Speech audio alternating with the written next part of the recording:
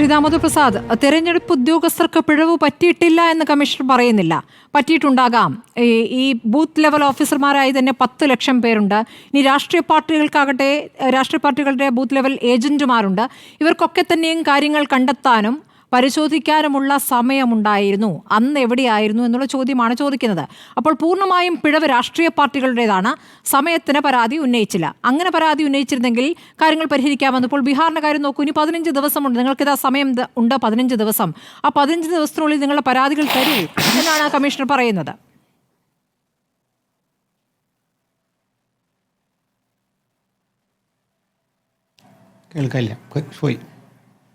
കേൾക്കാം ശ്രീ ദാമോദർ പ്രസാദ്. ഇടയിൽ പോയിരുന്നു സ്മൃതി. അവസാനം പറഞ്ഞാൽ കേട്ടില്ല ഞാൻ. എനിക്ക് തോന്നുന്നൊരു കാര്യം, നമ്മൾ ആദ്യം തന്നെ ഇലക്ഷൻ കമ്മീഷൻ പത്രസമ്മേളനത്തെക്കുറിച്ചൊരു അഭിപ്രായം നമുക്ക് നോക്കേണ്ടതുണ്ട്. ഒന്നാമതായിട്ട് ഒരു ഇന്ത്യ മഹാരാജ്യത്തെയാണ് ഇലക്ഷൻ കമ്മീഷൻ അഡ്രസ്സ് ചെയ്യുന്നത്. നരേന്ദ്രമോദി ഇതുപോലെ അഡ്രസ്സ് ചെയ്യാറുണ്ട്. സ്വാഭാവികമായിട്ടും ഇന്ത്യയിൽ എത്ര ആൾക്കാർക്ക് ഹിന്ദി ഭാഷ അതേപോലെ മനസ്സിലാക്കാൻ സാധിച്ചു എന്ന് എനിക്കറിയില്ല. അതുകൊണ്ട് എനിക്ക് എന്തായാലും പൂർണ്ണമായിട്ടത് വീണ്ടും ആവർത്തിച്ച് പല കേൾക്കേണ്ടി വന്നു, പല സംശയം ചോദിക്കേണ്ടി വന്നു മനസ്സിലാക്കാൻ. അപ്പോൾ പ്രായോഗികമായിട്ട് അതിൻ്റെ പല ബുദ്ധിമുട്ടുണ്ട്. അപ്പോൾ ഇന്ത്യ മഹാരാജ്യത്തെ അഡ്രസ് സമയത്ത് ഒന്നെങ്കിൽ ഒരു AI ഉപയോഗിച്ചുകൊണ്ട് അതിൻ്റെ ഇംഗ്ലീഷ് ട്രാൻസ്ലേഷൻ തത്സമയം തന്നെ ഇപ്പോൾ മോഡിയൊക്കെ ചെയ്യുന്നുണ്ട്. അതുപോലെ ചെയ്യുന്നതായിരിക്കും ഉചിതമായ കാര്യം. രണ്ടാമതായിട്ട് എനിക്ക് പത്രസമ്മേളനത്തെക്കുറിച്ചൊരു അഭിപ്രായം പറഞ്ഞാൽ സ്മൃതി സമയം തരണം. അതായത് ഇത് പത്രസമ്മേളനം നമ്മൾ കണ്ട സമയത്ത് 1-2 ചോദ്യങ്ങൾ പരഞ്ജോയ് കുഹ തഹൂർത്തെ പോലെ ഫ്രീലാൻസ് ജേർണലിസ്റ്റായി വന്നിട്ട് സീരിയസ് ആയി ഗൗരവം ഉന്നയിച്ചു. പക്ഷേ പൊതുവിൽ നമ്മൾ കണ്ട കാര്യം, ഇലക്ഷൻ കമ്മീഷനെ അക്കൗണ്ടബിൾ ആക്കേണ്ട ജേർണലിസ്റ്റുകൾ രാഹുൽ ഗാന്ധിക്കെതിരെയാണ് പറഞ്ഞുകൊണ്ടിരുന്നത്. രാഹുൽ ഗാന്ധി വിമർശിച്ചോട്ടെ. രാഹുൽ ഗാന്ധി പത്രസമ്മേളനം നടത്തുമ്പോൾ രാഹുൽ ഗാന്ധിയോട് ചോദ്യം ചോദിക്കാം, രാഹുൽ ഗാന്ധി വിമർശിക്കാം, രാഹുൽ ഗാന്ധി അക്കൗണ്ടബിൾ ആക്കാം.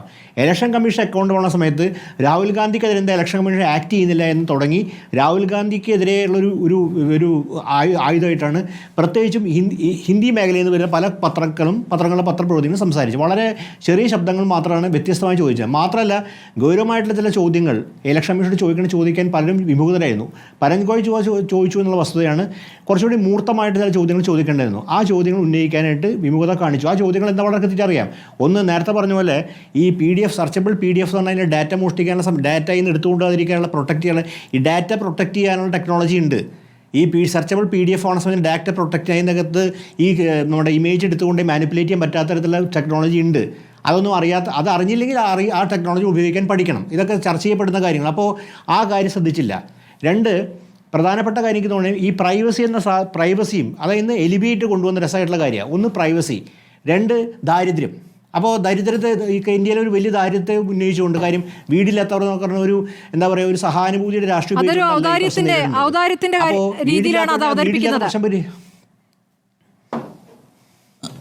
അതെ. അപ്പോൾ ഔദാര്യത്തിൻ്റെ രീതിയിൽ അതൊക്കെ ഒരു ഗവർണൻസിൻ്റെ പ്രശ്നമാണ്. അപ്പോൾ അതൊരു ഇലക്ഷൻ കമ്മീഷൻ പറയേണ്ട കാര്യമില്ല. മാത്രമല്ല, അതിൻ്റെ അകത്ത് ഒരുപാട് പ്രശ്നങ്ങളുണ്ട്. കാര്യം അങ്ങനെ ഉന്നയിക്കുന്നു. 2 പ്രൈവസി എന്നുള്ള ഇവിടെ ഈ രീതിയിലല്ല വിവക്ഷിക്കപ്പെടുന്നു. പ്രൈവസി തീർച്ചയായിട്ടുണ്ട്. ഇപ്പോൾ ഈ ഡാറ്റ, പക്ഷേ നേരത്തെ എനിക്ക് തോന്നുന്നു ഇതിൻ്റെ അകത്ത് നമ്മുടെ സന്തോഷ് കുമാർ പറഞ്ഞൊരു ഗൗരവമായ പ്രശ്നമുണ്ട്.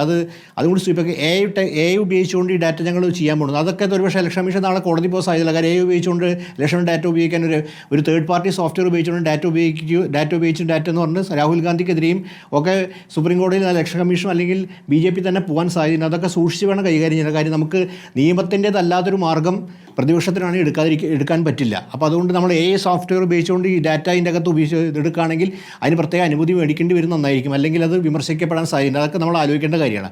ഒപ്പം തന്നെ സ്മൃതി ഉന്നയിച്ച പ്രശ്നത്തിലേക്ക് വരാം. ഇതിൻ്റെ അകത്ത് ഗൗരവമായിട്ട് വിഷയം എന്ന് പറയുന്നത് ഇതിൻ്റെ അകത്ത് അത് തന്നെയാണ്. അതായത് ഇപ്പോൾ ഇലക്ഷൻ കമ്മീഷൻ യാതൊരു ഉത്തരവാദിത്വമില്ല. ഇലക്ഷൻ കമ്മീഷൻ ഉത്തരവാദിത്തം എങ്ങനെ വരുന്നുണ്ടോ? ഇലക്ഷൻ കമ്മീഷൻ ബോഡി എന്ന നിലയ്ക്ക് ഇതിൻ്റെ അകത്ത് ഉദ്യോഗസ്ഥർ മുഴുവൻ ഇലക്ഷൻ കമ്മീഷൻ ഉദ്യോഗസ്ഥരാണ്. കാര്യം നമുക്കൊരു ഇലക്ഷൻ പ്രോസസ് ആരംഭിച്ചു കഴിഞ്ഞാൽ അതിൻ്റെ അകത്തുള്ള ഇലക്ഷൻ പ്രോസസ് ആരംഭിച്ചാൽ അതിൻ്റെ അകത്തുള്ള ഓരോ ഉദ്യോഗസ്ഥരും സ്വാഭാവികമായിട്ട് ഇലക്ഷൻ കമ്മീഷനാണ് റിപ്പോർട്ട് ചെയ്യുന്നത്. പക്ഷേ അതിന് മുമ്പ് തന്നെ ഇലക്ഷൻ്റെ ഉദ്യോഗസ്ഥർ മുഴുവൻ ആൾക്കാരും അത് BLO വരുന്ന ആൾക്കാർ ഓരോ ശ്രേണി ഖണ്ഡൻസ് ഇലക്ഷൻ കമ്മീഷൻ ഉദ്യോഗസ്ഥരാണ്. ഇലക്ഷൻ കമ്മീഷൻ ഇപ്പോൾ അക്കൗണ്ടബിളാണ്. അപ്പോൾ ഇൻഡയറക്റ്റ്ലിയും ഡയറക്റ്റ്ലിയും ഇലക്ഷൻ കമ്മീഷൻ അക്കൗണ്ടബിളായ വിഷയമാണ്. അപ്പോൾ രാഷ്ട്രീയ പാർട്ടികൾ പരിശോധിച്ചതെന്ന് പറഞ്ഞാൽ അപ്പോൾ അതിൻ്റെ അകത്തൊരു കാര്യങ്ങളുണ്ട്, ഒരു സമ്മതം ഉണ്ട്. അതിൻ്റെ അകത്ത് എന്തോ ക്രമക്കേട് നടന്നിരിക്കുന്നു എന്ന് സമ്മതം. അത് ആ ക്രമക്കേട് ഞങ്ങളല്ല, മറിച്ച് രാഷ്ട്രീയ പാർട്ടികളാണ് കണ്ടെത്തേണ്ടതെന്ന് പറഞ്ഞാൽ ആ ക്രമക്കേട് നടന്ന് അംഗീകരിക്കലാണ്. രാഷ്ട്രീയ പാർട്ടികൾ പരിശോധിച്ചില്ല എന്ന് പറയുമ്പോൾ അവിടുത്തെ ക്രമക്കേട് അക്സെപ്റ്റ് ചെയ്യുന്നുണ്ട്. എന്തോ പിഴവുണ്ടെന്ന് അക്സെപ്റ്റ് ചെയ്യുന്നുണ്ട്. ആ പിഴവ് എന്താണെന്നും അതെങ്ങനെ പരിശോധിക്കപ്പെട്ടതിനെ കുറിച്ചാണ് ഇലക്ഷൻ കമ്മീഷൻ പുതിയൊരു അന്വേഷണം നടത്തേണ്ടത്. അതേ ബന്ധപ്പെട്ടൊരു അന്വേഷണം ഇവിടെ നടത്താൻ അവർ തയ്യാറായില്ല. മാത്രമല്ല, ഇന്നത്തെ പത്രസമ്മേളനത്തിൽ വേറൊരു കാര്യം ശ്രദ്ധിക്കേണ്ടതും തികച്ചും സാങ്കേതികമായി പത്രസമ്മേളനം നടത്താം. അത് ഞാൻ പറയില്ല. കാര്യം സാങ്കേതികത്വം ഒരുപാട് പ്രതിരോധ ആയുധമാണ്. മറിച്ച് രാഷ്ട്രീയം ഉപയോഗിച്ചു. രാഹുൽ ഗാന്ധി എന്ന പ്രതിപക്ഷ നേതാവിനോട് രാഷ്ട്രീയമായ മറുപടി പറഞ്ഞു. അതൊരു ബി ജെ പി നേതാവ് പറയേണ്ട രാഷ്ട്രീയ മറുപടി എനിക്ക് മനസ്സിലാക്കാൻ സാധിക്കും. അതൊരു പ്രതിപക്ഷ നേതാവ് പറയും. പക്ഷേ ഇലക്ഷൻ കമ്മീഷൻ രാഹുൽ ഗാന്ധിയുടെ കാര്യങ്ങൾ മറുപടി രാഹുൽ ഗാന്ധി ഉന്നയിച്ച അതിൻ്റെ നിയമപരമായ പ്രശ്നങ്ങളും ഇലക്ഷൻ കമ്മീഷനുമായി ബന്ധപ്പെട്ടുള്ള അതിൻ്റെ നിയമപരമായ പ്രശ്നങ്ങളും ഒപ്പം തന്നെ ധാർമ്മിക പ്രശ്നങ്ങൾക്ക് മറുപടി പറയുന്നതിന് പകരം രാഷ്ട്രീയമായിട്ട് ആലോചിക്കുകയും മാത്രമല്ല മാപ്പ് പറയാൻ തുടങ്ങിയ വിഷയങ്ങളാണ് പറയുന്നത്. എന്തിനാ മാപ്പ് പറയുക? അതൊന്നും ഒരു ഇലക്ഷൻ കമ്മീഷൻ്റെ ഒരു മര്യാദയ്ക്ക് ചേർന്ന വിഷയമാണെന്ന് എനിക്ക് സംശയമുണ്ട്. എനിക്ക് കാര്യം രാഷ്ട്രീയ നേതാക്കൾക്ക് പറയാം, പക്ഷേ എന്തിനാണ് ഒരു ഇന്ത്യയിൽ അക്കൗണ്ടബിൾ ആവേണ്ട ബോഡി, ഒരു സ്വതന്ത്രമായ ബോഡി, അവർക്ക് നീ പിഴവുണ്ടെങ്കിൽ ഒരു സ്വതന്ത്ര പൗരൻ നിലയ്ക്ക്, പ്രതിപക്ഷ നേതാവോട്ടെ, ഒരു സ്വതന്ത്ര പൗരൻ നിലയ്ക്ക് എന്തെങ്കിലും വിഷയം ഉന്നയിക്കുകയാണെങ്കിൽ ഉടനെ മാപ്പ് പറയണമെന്ന് പറയുന്നത് ഇവിടുത്തെ എന്ത് നീതിയാണത്? എന്ത് അടിസ്ഥാന കാര്യം? അപ്പോൾ ഏത് വ്യവസ്ഥയിലാണ് ജീവിക്കുന്നത്? അപ്പോൾ ഇത് തന്നെ ഇലക്ഷൻ കമ്മീഷൻ്റെ നിലപാടുകൾ തന്നെ കാണിക്കുന്നത് ഒരു സുതാര്യത കുറവ് അതിലേക്ക് തന്നെ സൂചിപ്പിക്കുന്നു. സുതാര്യത കുറവ് മാത്രമല്ല, ജനാധിപത്യക്കൂടെ തന്നെ ഒരു സമീപനം ജനാധിപത്യ രാഷ്ട്രീയ പാർട്ടികളോട്. കാര്യം ഇന്ത്യയിലെ മൾട്ടി പാർട്ടി സിസ്റ്റമാണ്, പൊളിറ്റിക്കൽ പാർട്ടിയിലൂടെയാണ് ജനാധിപത്യം എക്സ്പ്രസ് ചെയ്യപ്പെടുന്നത്. ഈ ബഹുകക്ഷി രാഷ്ട്രീയ സമ്പ്രദായത്തിൽ ബഹുകക്ഷി സമ്പ്രദായത്തോട് കാര്യം പ്രതിപക്ഷത്തെ അംഗീകരിക്കാത്ത ഭരണപക്ഷമാണ് കേന്ദ്രത്തിലുള്ളത്. പ്രതിപക്ഷ സംവിധാനം പ്രതിപക്ഷ നേതാവിനെ പോലും മുമ്പ് കൊടുത്തിട്ടില്ല. അപ്പോൾ അതേപോലെ തന്നെ പ്രതിപക്ഷ രാഷ്ട്രീയ സമയം അങ്ങനെ സമീപിച്ചാൽ തോന്നൽ ഇലക്ഷൻ കമ്മീഷനെ കൂടെ ഭരണകക്ഷിക്ക് അങ്ങനെ പലതും തോന്നാം, പക്ഷേ ഇലക്ഷൻ കമ്മീഷൻ ഒരു സ്വതന്ത്ര ബോഡിക്ക് അങ്ങനെ പ്രതിപക്ഷ രാഷ്ട്രീയ നേതാവിനെ കുറിച്ച് ഞാൻ തോന്നരുത്. അത് ശരിയല്ലാത്ത കാര്യം. അത് ആര് പ്രതിപക്ഷ നേതാവായാലും ശരി അങ്ങനെ തന്നെയായിരിക്കും. ഒരു രാഷ്ട്രീയ നേതാവിനെ പോലെ രാഷ്ട്രീയ പ്രതിയോഗിയോട് എന്ന പോലെയാണ് തെരഞ്ഞെടുപ്പ് കമ്മീഷണർ സംസാരിച്ചത് എന്നുള്ള അഭിപ്രായമാണ് ഉയരുന്നത്. ശ്യാമരാജ് നേരത്തെ ഒരു കാര്യമുണ്ട്. അതുപോലെ പറഞ്ഞോളൂ, പൂർത്തിയാക്കോളൂ.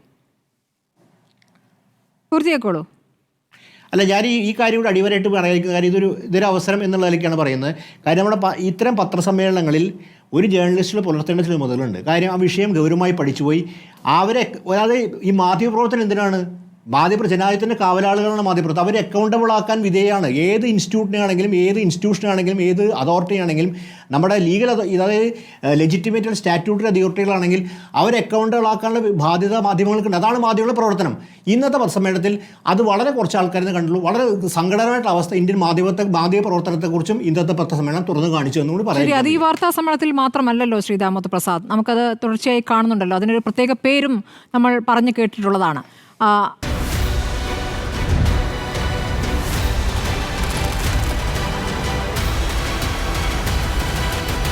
Debate with Smriti Parithikar.